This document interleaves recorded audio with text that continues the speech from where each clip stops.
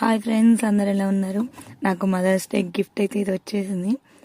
Advitha and అనాదేవర ఇద్దరు కలిసి ఇక్కడ చూస్తున్నారు కదా, చైన్ అండ్ లాకెట్ మీద మామ్ అని రాసింది. సో ఈ గిఫ్ట్ ఇచ్చారు. I'm so happy.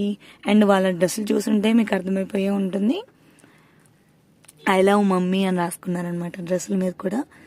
చాలా చాలా హ్యాపీ నేను. సో మీ మదర్స్ డే ఎలా జరిగిందో కింద కామెంట్ సెక్షన్లో చెప్పేయండి.